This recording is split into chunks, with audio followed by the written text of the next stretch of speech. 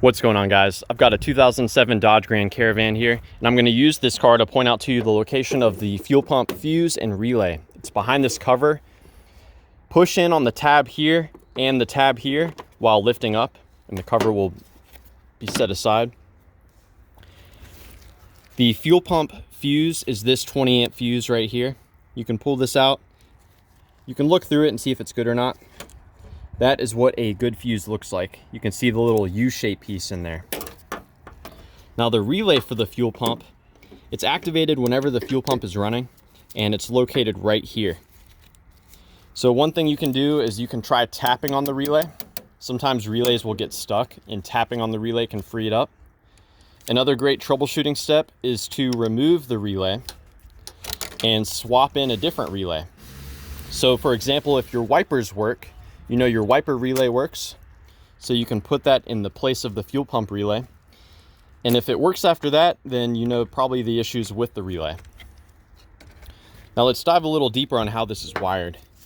I've color coded these for your convenience. And I mentioned the 20 amp fuel pump fuse here. When this fuse is working, it will provide constant power to this red pin right here on the lower left. Now, when the key is in the on or start position, power also comes in on this pin right here. This power is not fused. It just comes directly from the fuse box internals. The relay is computer controlled, and the computer activates this relay by providing a ground to this pin. So if you never see a ground come in through here, then the computer may be choosing to not power the fuel pump. And the next step with that would be to use a scan tool to see if there are any trouble codes. When this relay is energized, that means that the computer wants the fuel pump to receive power, and the power is sent to the fuel pump on this yellow pin right here.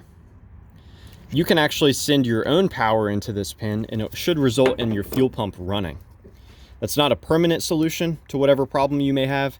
That's just something that you can do as a troubleshooting step to try to see what's going on. As far as wiring at the fuel pump itself goes, the power comes to the fuel pump on a dark blue-orange wire at pin number 4 at the fuel pump. And the fuel pump also requires ground that comes in on a black-orange wire.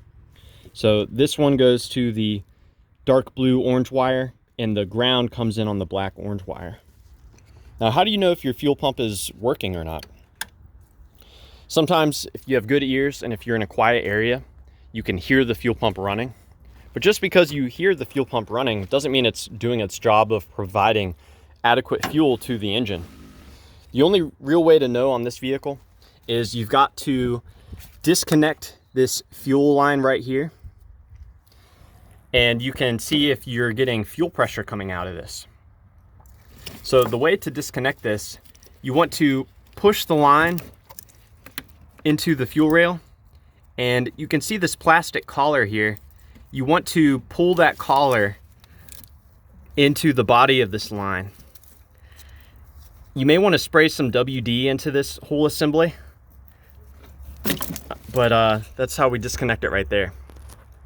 So there should be fuel gushing, just absolutely gushing out of this line whenever you turn the key to the on position. And it only does that for a couple of seconds at a time. There is a specification for how much fuel should come out during a certain period of time. And that's something that I can look up later and put in the description below. But that's the ultimate, that's the ultimate way to check to see if your fuel pump is causing your no start issue. You've got to disconnect that and see if you're getting pressure out of it. So yeah, I hope this info was helpful for you. Please do let me know if you have any questions, or more importantly, if you have any advice for troubleshooting the fuel pump on your Dodge Grand Caravan.